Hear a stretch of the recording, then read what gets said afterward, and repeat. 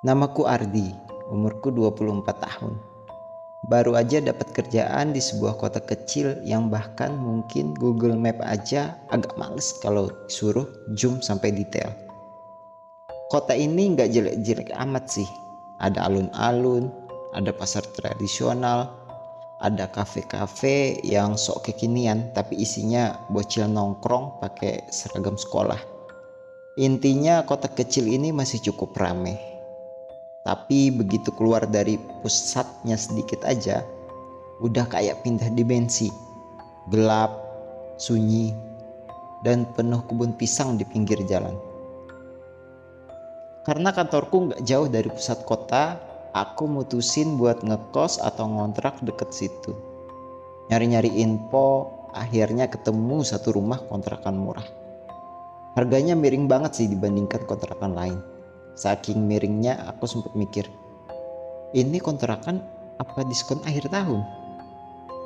Tapi namanya juga anak rantau, duit masih pas-pasan, ya aku gas aja. Rumahnya lumayan gede sebenarnya, ada 3 kamar. Halamannya luas tapi agak berantakan. Rumput tinggi-tinggi, pohon mangga di depan kelihatan kayak belum dipangkas puluhan tahun. Yang bikin aneh, di depan rumah ada pohon pisang satu batang. Gede, tinggi, tapi cuma sendirian. Di antara halaman yang kosong melompong, dia kayak jadi center of attention. Pemilik rumah seorang ibu-ibu yang dipanggil Bu Nur. Awalnya ramah banget. Pas aku bayar DP kontrakan, dia bilang, "Mas Ardi, betah ya di sini. Rumahnya enak kok. Cuman ya kalau malam agak sepi." Hari pertama pindahan, biasalah beres-beres, berusaha bikin rumah yang udah kayak rumah tua itu jadi agak nyaman. Malamnya pas aku udah mau tidur, baru deh aku sadar sesuatu. Rumah ini terlalu sepi. Maksudku bener-bener sepi. Nggak ada suara motor lewat, nggak ada suara ayam tetangga, nggak ada suara tongkrongan bocah ketawa. Nihil. Yang ada cuma suara jangkrik sama sesekali daun pisang gesek angin. Ya udahlah, aku mikir positif. Toh aku juga capek banget hari itu. Jadi aku langsung molor. Tapi pas tidur, mimpi aneh mulai muncul. Aku mimpi ada orang berdiri di halaman. Pas banget di bawah pohon pisang itu. Tingginya aneh, kayak orang dibungkus kain putih. Dia nggak ngapa-ngapain sih, cuman berdiri, dan anehnya aku bisa ngelihat jelas wajahnya. Mukanya pucat, matanya melotot. Mulutnya tertutup kain putih, tapi aku bisa dengar suara kayak Ardi manggil gitu. Aku kebangun dengan keringat dingin. Lihat jam masih jam 2 pagi. Aku ketawa kecut. Wah, fix. Baru pindahan udah kena horor. Ya udah, aku paksain tidur lagi. Hari kedua aku mulai kerja. Sepulang kerja aku ngobrol sama tetangga depan rumah. Namanya Mas Dedi. Dia orangnya asik. Tipikal bapak-bapak muda yang doyan ngobrol lah. "Mas Ardi ngontrak di situ ya? Kuat mas?" Dia nanya sambil ngakak. Aku agak bingung. Kuatnya apa mas? Dia cuma geleng-geleng sambil ngisep rokok. Ya kuat aja lah. Rumah itu udah lama kosong. Katanya sih sering ada yang gak betah tinggal di situ. Nah lo, tapi aku orangnya logis ya. Jadi langsung aku jawab, mungkin karena awalnya aja mas. Rumah tua kan biasa emang gitu. Dia cuma senyum tipis tapi nggak nambahin apa-apa lagi sih. Malamnya aku lagi nonton film di laptop, jam udah nunjukin hampir tengah malam. Lagi asik-asiknya tiba-tiba lampu rumah kedip-kedip. Aduh, PLN pikirku. Tapi beberapa detik kemudian lampu nyala normal lagi. Aku lega. Sebelum sempet lega beneran, aku dengar suara kayak kain diseret dari halaman. Seruk, seruk. Aku pause film. Suaranya makin jelas. Kayak ada yang jalan tapi bukan kaki. Lebih kayak loncatan-loncatan pendek. Dek, dek. Jantungku berasa lompat ke tenggorokan. Aku nekat ngintip dari jendela. Halaman depan kelihatan sama samar karena lampu teras agak redup. Dan bener aja, di bawah pohon pisang itu ada sesuatu. Kayak orang tapi kepalanya ditutup kain putih. Tubuhnya terbungkus. Pocong. Dia nggak bergerak banyak, cuman kayak goyang-goyang pelan seakan mau loncat tapi ditahan. Aku refleks mundur dari jendela. Waduh, fix pocong beneran, bisikku dalam hati. Detik itu juga aku langsung matiin laptop, gulung diri di kasur, baca doa sebisanya. Tidurku gak nyenyak sama sekali. Selanjutnya di hari ketiga, terornya malah makin parah. Kadang pas aku pulang malam, aku dengar suara ketukan pintu. Padahal pas dicek gak ada siapa-siapa. Kadang pas lagi tidur, aku mimpi pocong itu udah gak berdiri di halaman lagi, tapi di depan jendela kamarku. Lebih parahnya, pernah sekali aku kebangun tengah malam dan bener-bener ngelihat sesuatu kayak kain putih melayang di pojok ruangan. Aku sampai ngomong sendiri, astagfirullah. Please deh, kalau mau numpang, bilang baik-baik. Jangan ngagetin kayak gini. Saking seringnya aku jadi setengah terbiasa lah ya. Kadang malah keluar humor receh buat nenangin diri sendiri. Kayak pernah suatu malam aku dengar suara loncatan di atap. Aku nyeletuk, bro, serius amat loncat-loncat? Kayak lagi fitness training aja. Tapi tetap aja meskipun sok kocak, rasa takutnya nyata banget. Akhirnya aku nyari tahu ke Mas Dedi. Mas, jujur aja deh, emang ada apa sih di rumah itu? Tanyaku. Mas Dedi diem bentar, terus dia cerita. Dulu sebelum kosong rumah itu ditinggali satu keluarga. Ada bapak, ibu, sama anaknya. Nah, si bapak sakit keras, meninggalnya malam Jumat. Tapi waktu itu ada masalah. Mayatnya katanya nggak dikubur langsung. Ada drama sama keluarganya gitu. Jadi baru dikuburkan keesokan harinya. Nah, sejak itu orang-orang bilang tiap malam Jumat suka ada yang ngelihat pocong di halaman rumah itu. Katanya sih si bapak itu nggak tenang. Apalagi karena katanya dulu dia sering duduk di bawah pohon pisang itu waktu masih hidup. Aku diem, bulu kudukku meremang. Jadi benar, pohon pisang itu bukan sembarangan pohon. Mas Dedi nambahin, kalau Mas Ardi kuat mental, tinggal aja, anggap aja teman kontrakan. Tapi kalau nggak kuat, ya mending pindah aja. Aku ngakak miris. Teman kontrakan kok pocong, Mas? Tapi dalam hati aku beneran bingung. Malam Jumat itu aku berusaha tidur cepat. Pas lagi mau merem, tiba-tiba dari arah halaman kedengeran suara keras. Kayak sesuatu jatuh. Duk. Aku kaget. Langsung bangun, coba ngintip dari jendela, dan jantungku langsung kayak diremas. Pocong itu gak lagi berdiri di bawah pohon. Dia udah pindah ke depan pintu rumah. Dia diem, tapi jelas-jelas kepalanya agak miring ke arahku. Aku panik, ambil bantal, lempar ke pintu kamar yang kebuka sedikit, terus aku kunci rapat-rapat.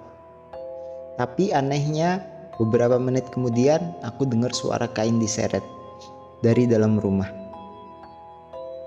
Bayangin ya, Sebelumnya aku cuma lihat pocong itu dari halaman, terus pindah ke depan pintu. Itu aja udah bikin jantungku mau copot. Tapi malam itu suara seruk bener-bener kedengaran dari dalam rumah. Aku langsung tarik selimut sampai kepala sambil bisik-bisik doa sebisanya. Aku gak peduli lagi doa apa, yang penting bibirku amat kamit. Tapi suara itu makin dekat, seruk, kayak ada kain gesekan di lantai. Aku nekat intip sedikit dari celah selimut. Astaga, di pojok kamarku ada sosok tinggi putih. Pocong itu mukanya pucat banget, matanya melotot kayak lampu neon. Dia diem aja, tapi tubuhnya goyang-goyang pelan. Refleks aku nutup mata lagi sambil ngebatin, ya Allah, aku masih single. Masa udah dijemput pocong duluan? Beberapa menit kemudian aku gak tahu gimana caranya. Aku ketiduran, pas bangun udah pagi. Pocong itu udah hilang, tapi bekas kain putih kayak jejak lusuh bener-bener ada di lantai kamarku. Di kantor aku kelihatan pucat banget. Temenku Rina langsung nanya, di rumah gak bisa tidur di? Mukamu kayak zombie. Aku ketawa miris, zombie mah mending Rin, ini lebih parah. Akhirnya aku cerita setengah-setengah, gak aku bilang jelas kalau pocong, takut diketawai. Tapi Rina malah nyeletuk, jangan-jangan rumahmu angker. Di kota kecil gini biasanya banyak tuh cerita kayak gitu. Aku makin males. Jadi orang-orang di sini kayaknya udah gak kaget kalau ada horor. Sorenya aku ketemu lagi sama Mas Dedi, tetangga depan. Aku ceritain kejadian semalam. Dia cuman geleng-geleng sambil bilang, waduh, kalau udah masuk rumah sih itu artinya dia udah akrab sama Mas Ardi. Akrab katanya. Ini mah kayak jadi roommate tanpa izin. Nah, ini kejadian paling epik. Malam itu listrik PLN mati total. Gelap gulita, aku cuma ngandelin lilin di meja. Awalnya biasa aja, tapi sekitar jam 11 aku dengar suara ketukan di pintu depan. Tok, tok, tok. Aku diem. Ketukan makin keras. Tok, tok, tok. Aku gak berani buka. Tiba-tiba dari jendela kamarku kedengeran suara kayak orang loncat-loncat pelan. Duk, duk, duk. Aku ambil lilin, coba nengok ke arah jendela, dan bener aja. Dari balik kaca samar-samar kelihatan sosok pocong lagi, loncat. Aku langsung refleks ngomong, bro, serius amat loncat-loncat. Kayak lagi pemanasan olimpiade aja. Tapi jujur aja, lidahku doang yang berani bercanda. Dalam hati, nangis. Lilin tiba-tiba kedip-kedip. Terus mati sendiri. Gelap. Dan saat gelap total itulah aku merasa ada sesuatu berdiri persis di belakangku. Aku bisa ngerasain dinginnya hawa di belakangku. Perlahan aku noleh. Pocong itu bener-bener di situ, deket banget. Jarak gak sampai 1 meter. Mukanya putih pucat, matanya melotot, mulutnya kayak ketahan kain, tapi aku bisa dengar suara lirih. Ardi. Aku langsung jatuh terduduk. Suaraku gemetar. Mau apa lu bro? Dia gak jawab, cuman berdiri, tangannya yang masih kebungkus kain pelan-pelan naik, kayak nunjuk ke arah halaman depan. Aku ikutin arah jarinya, pohon pisang. Jangan bilang lu pengen aku kesana, tanyaku setengah bego. Dia masih nunjuk. Hawa dinginnya makin kuat. Aku udah mau kabur, tapi tiba-tiba dia hilang. Hilang gitu aja, kayak asap gitu. Besoknya aku gak bisa fokus kerja. Terus kepikiran soal pohon pisang itu. Akhirnya sore aku mutusin buat nyari info ke orang kampung sekitar. Aku datengin warung kopi dekat situ. nanya ke bapak-bapak nongkrong. Awalnya mereka cuma saling pandang, terus salah satu nyeletuk. "Oh, pohon pisang yang depan rumah kontrakan itu mah angker, Nak. Dulu waktu pemilik rumah pertama meninggal, katanya pocongnya suka kelihatan di situ. Banyak orang kampung udah tahu, makanya rumah itu jarang ada yang mau ngontrak lama." Aku bengong. Jadi benar kata Mas Dedi, pohon itu kayak marker buat si pocong. Lebih serem lagi, bapak itu bilang, katanya kalau pocong udah nunjuk ke pohon itu, berarti ada sesuatu yang belum selesai. Biasanya sih kuburannya. Aku langsung merinding sampai tulang. Jadi maksudnya pocong itu ngajak aku ke pohon pisang buat nunjukin sesuatu. Setelah ngobrol sama bapak-bapak di warung kopi, aku makin kepikiran. Kalau benar pocong itu nggak tenang karena kuburannya ada masalah, mungkin dia butuh ditolong. Tapi siapa juga aku, orang baru pindah kontrakan, tiba-tiba disuruh jadi mediator pocong. Malam itu aku bawa senter, niat mau ngecek pohon pisang di halaman. Jujur aja, aku deg-degan setengah mati. Tanganku sampai gemetar pas nyalain senter. Pas nyorot ke arah pohon, aku ngeliat ada gundukan tanah kecil di bawahnya. Kayak bekas ditimbun tapi nggak rapi. Rumputnya juga tumbuh aneh, nggak rata. Aku jongkok, coba pegang tanahnya, masih agak gembur. Aku langsung nyeletuk sendiri. Waduh, jangan-jangan ini semacam kuburan darurat. Tiba-tiba angin kenceng banget lewat. Daun pisang bergesek keras, dan dari arah belakangku aku dengar suara Ardi. Aku refleks noleh. Dan ya benar, pocong itu berdiri gak jauh di belakangku. Badannya goyang pelan, matanya tetap melotot. Lu mau gue gali ini ya? Tanyaku dengan suara gemetar. Dia gak jawab, tapi kepalanya pelan-pelan ngangguk. Aku langsung kabur masuk rumah. Oke, jelas. Aku gak cukup berani jadi tukang gali kuburan dadakan tengah malam. Malamnya aku mimpi lagi, tapi kali ini lebih jelas. Aku mimpi berdiri di kuburan tua, nisan-nisannya udah miring, tanahnya becek, di depanku ada satu liang lahat yang kebuka. Dan dari dalam liang itu, pocong yang sama keluar, merangkak. Mukanya deket banget sama wajahku, suaranya lirih tapi jelas. Buka tali. Aku kebangun dengan keringat dingin. Jadi itu maksudnya. Pocong ini minta aku bukain ikatan talinya. Aku bengong di kasur sambil ngebatin. Lah bro, maaf nih. Tapi kalau minta tolong buka tali jangan sama gue dong. Mana ada tutorialnya di YouTube. Tapi dalam hati aku mulai merasa kasihan juga sih. Karena udah gak kuat, aku akhirnya cerita ke Rina, teman kantorku, soal semuanya.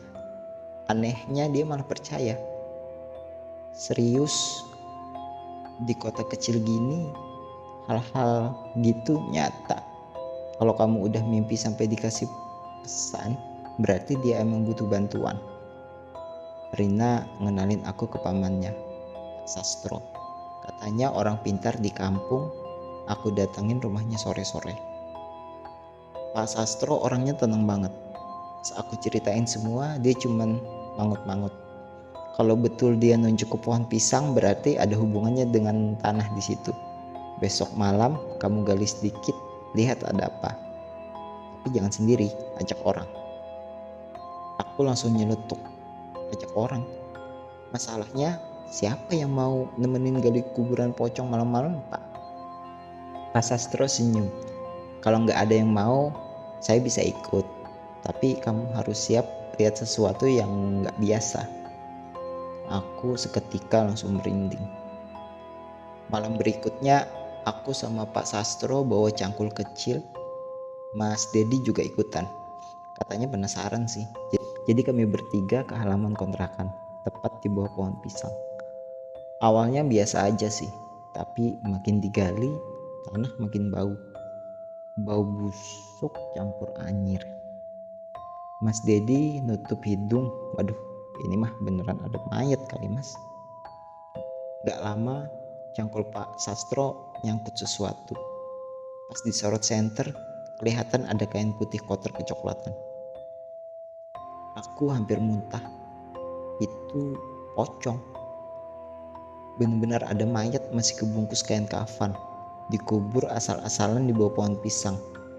Ikatan kepalanya masih utuh, kencang banget. Pak Sastro langsung duduk bersila, baca doa-doa, suaranya tenang tapi bikin bulu kuduk merinding. Angin malam makin kencang, suara daun pisang kayak ribuan bisikan. Dan tiba-tiba dari arah belakang kita bertiga terdengar suara loncatan keras. Duk, duk, duk. Aku noleh dan ya, pocong itu muncul lagi. Tapi kali ini wujudnya makin jelas. Matanya melotot merah, tubuhnya goyang keras. Dia kayak marah. Aku panik. Pak, cepetan, buka talinya. Sastro buru-buru motong ikatan kain kafan di bagian kepala. Begitu ikatan kebuka, angin berhenti seketika. Pocong yang tadi melotot perlahan menghilang kayak kabut. Sunyi. Yang tersisa cuman mayat di tanah, udah kaku, tapi sekarang wajahnya kelihatan lebih tenang. Besoknya mayat itu akhirnya dibawa ke pemakaman beneran dengan layak. Warga kampung ikut bantu, katanya memang benar. Dulu ada keluarga yang meninggal tapi sempat terlantar seharian semalaman sebelum dikubur. Bahkan ada drama keluarga sampai mayatnya nggak dikubur dengan benar. Makanya arwahnya gentayangan. Sejak malam penggalian itu, rumah kontrakan jadi jauh lebih adem. Nggak ada lagi suara seruk-seruk, nggak ada lagi pocong loncat-loncat di jendela. Aku masih tinggal di sana beberapa bulan. Kadang masih suka merinding kalau lihat pohon pisang itu, tapi sekarang rasanya kayak lega. Kadang aku masih suka nyeletuk sendiri kalau pulang malam. Bro, thanks ya, udah nggak nongol lagi. Gue bisa tidur nyenyak. Dan entah kenapa kali ini bilang gitu. Angin malam suka berhembus pelan, daun pisang bergoyang seakan-akan ada yang jawab, iya.